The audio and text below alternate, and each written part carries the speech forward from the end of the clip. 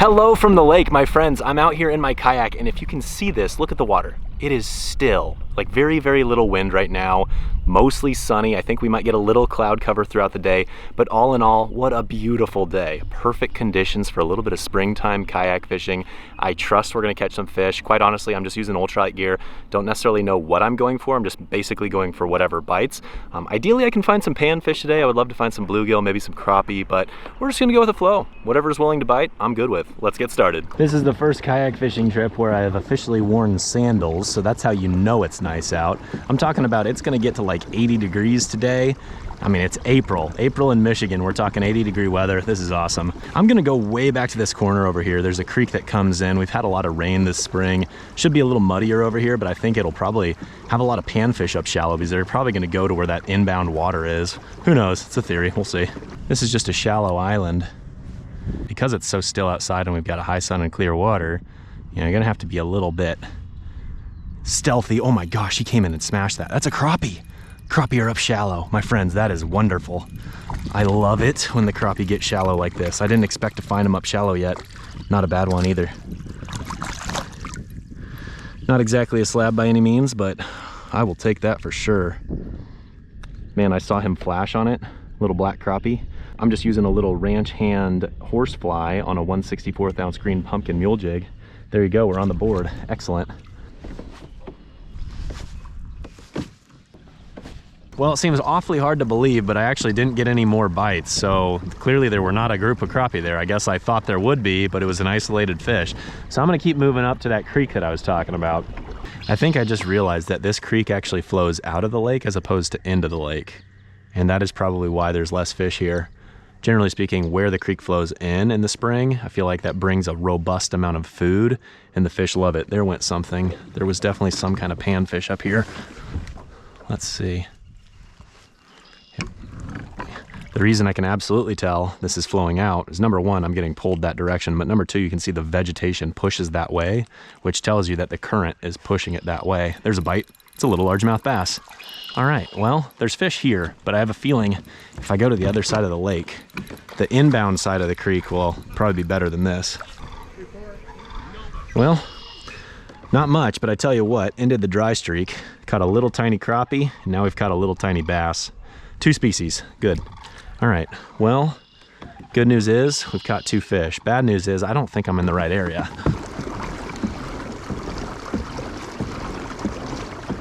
I just got hit by a bluegill. That's definitely a bluegill, got him. All right, there we go. Halfway respectable. Decent bluegill. Nice, nice, 3 species. Not very big, but it's funny how they eat this little bronco blade because obviously a spinner is a little bit larger profile for a bluegill. So you'll feel them bump it a couple times before they finally eat it right. So you have to have some patience and a little bit of discipline on the hook set. But I'll take it. There we go. Nothing big so far, but 3 species, so not bad.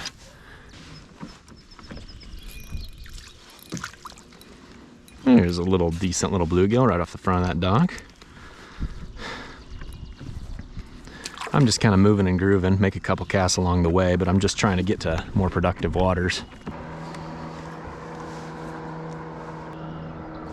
There he is.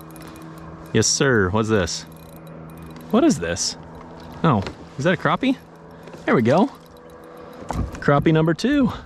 Well, the crappie are evidently up on the shallow wood too, which doesn't necessarily surprise me. Nothing big, but again, I'll take crappie any day of the week, of any size. I love crappie. I really wish I had braid on this rod. It'd be so much easier to detect bites. I can't see my line worth a hoot. And these fish like to just tap it so lightly, and it's so much easier to detect the bite in the line as opposed to feel it. That fish, he picked it up and started carrying it towards me. There you go. Oh gosh. This fish is a prime reason of why I should be using braid.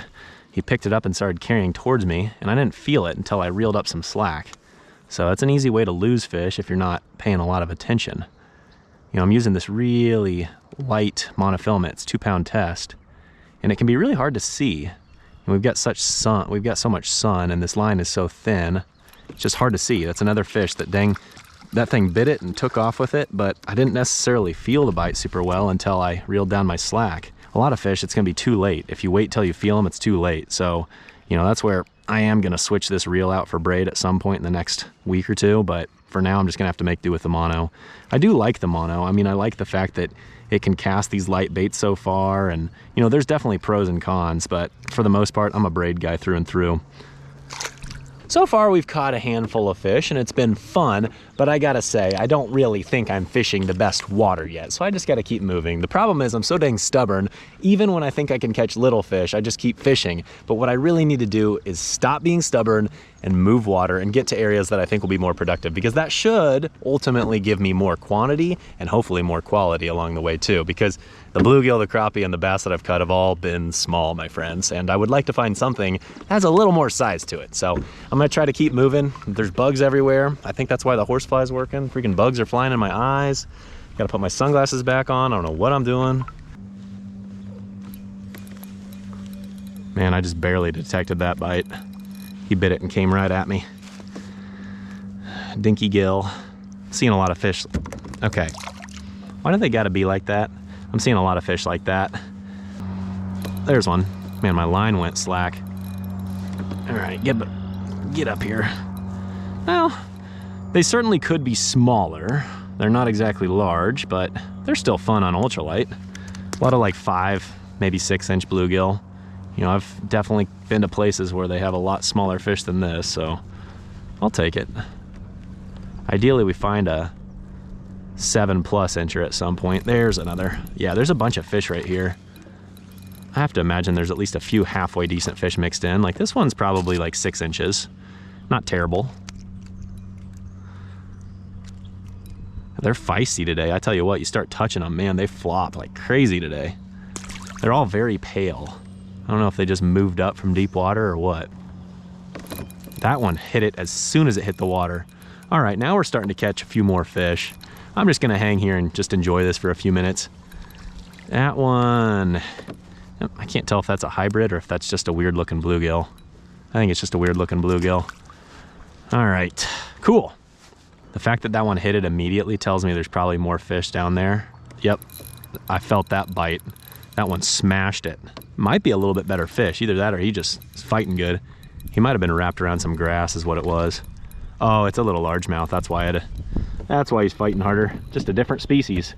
Not necessarily a bigger fish, but largemouth bass, man. There you go. That one knows how to fight. Just a young buck, but he still knows how to fight. All right.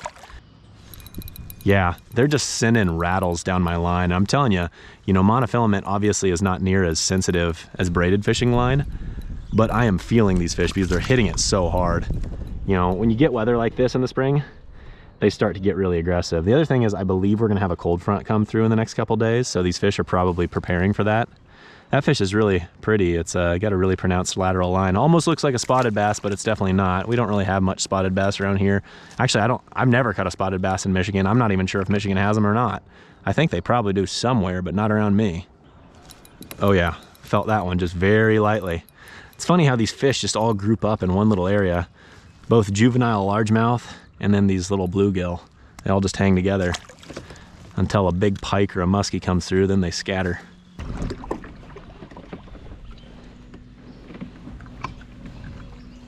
Another thing that I rigged up and I want to try is this little micro Texas rig. It's a little number 4 Gamakatsu EWG hook and then a 1/16 ounce tungsten weight and then the burrow bug. It looks awesome. This right here is Turtle Bank. My goodness, I just realized how many turtles are on this bank right here. They like that muddy bank. Look at this, 1, 2, 3, 4. I mean, there's probably 30 turtles, including a soft shell that's about that big. Huh. That's so weird. I wonder why they're all congregating right there. They must really like that nice, like muddy bank. It's all dried out, so it must be soaking up the sun real well. Holy, look at that soft shell. Holy smokes, there's another one in the water, same size. Oh my gosh.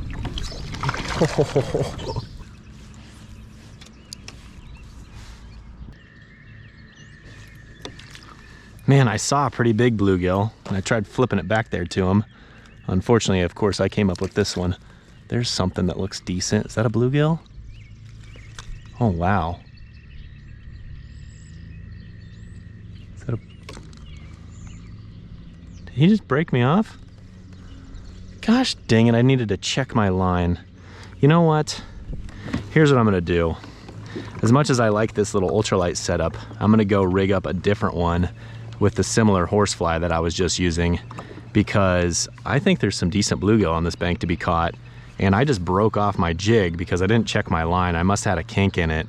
So I'm gonna go ahead and switch to a different rod, because this rod is great, but with the wind and everything, I prefer to have that braid. That braid will make a huge impact on being able to detect bites. So rather than the ranch hand color, I'm going with the Dakota Sunrise on a pink head. So totally different color, but same size and same profile. Hopefully they're okay with that bright pink color. I don't know, they definitely like, oh yeah, immediately. Okay, they like the pink, good. Okay, good, good, good. Again, not exactly a giant, but I definitely saw some big ones swimming around here, so I trust there might be a decent gill to be caught. We'll see. I'll definitely play the weed through small ones game if I have to.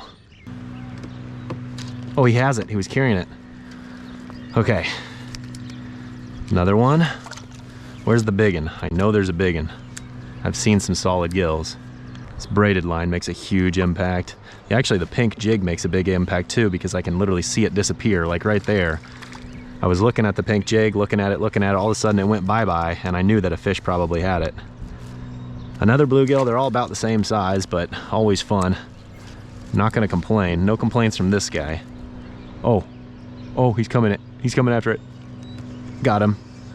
There's a little bit better one. There you go, it's a respectable gill. All right, I'm putting the smack down now, my friends. Putting the smack down now. This is definitely what you call a quantity day. Another one.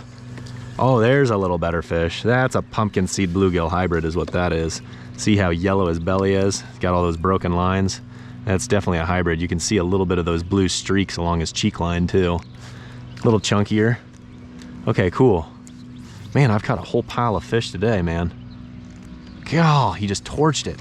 This bank is just straight loaded.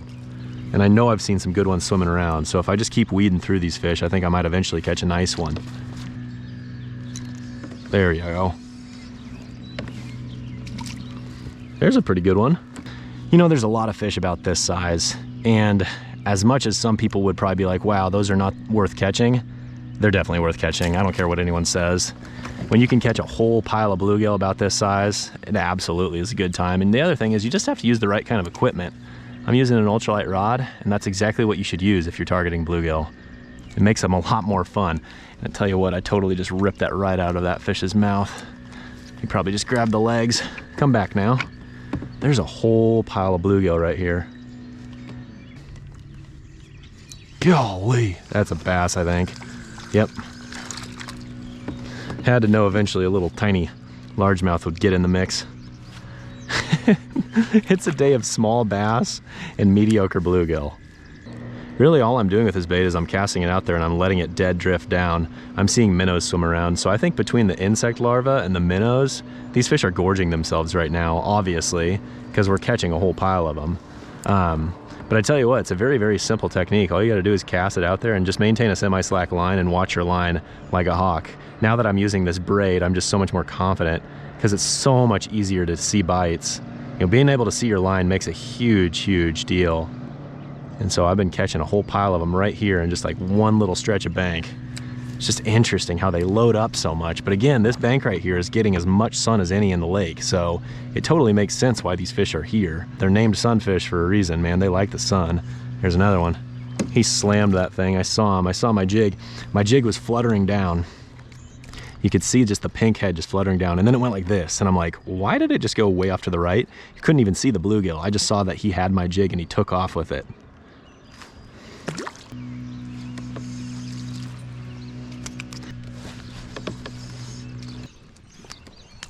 Okay, it's safe to say that I could catch as many bluegill today as I would like. I have caught a ton of them. Some of them I've kept on camera, some of them I did not put on camera. I'm telling you, there are a ridiculous amount of bluegill down here, and they're all balled up in groups. So like once you find a couple bluegill, you're finding like a massive, massive, massive group of bluegill. They're really schooling up, which is awesome. So it's making for a fun day of fishing. I'm just gonna keep exploring a little bit.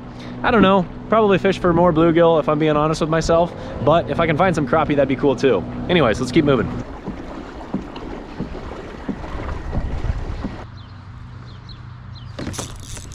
There we go. On the little micro Texas rig. Sweet. Well, micro Texas rig equals micro bass, but hey, I tell you what, this is kind of a new rig for me. I hooked him super weird. Huh? Little bass. Cool.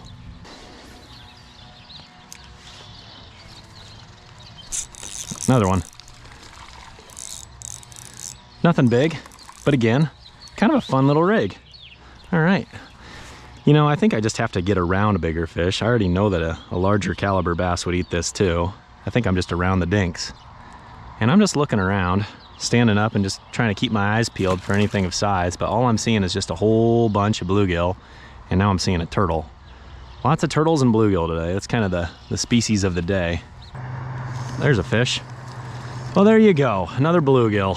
This size bluegill right here is kind of the fish of the day. I've been catching a whole pile of them, and he wants back, so there you go. Well, I tell you what, as much fun as I'm having catching these bluegill, what I'm gonna go ahead and do is I'm gonna go ahead and close out today's video, and I'm not gonna pick up the horsefly again. I'm gonna fish with a little bit larger stuff for the rest of the day. It's all gonna be still ultralight, but I'm really, you know, kind of have a goal of catching some other species, you know, bass or crappie or whatever. I'm just gonna try to mix it up a little bit. So I might make another video, I might not.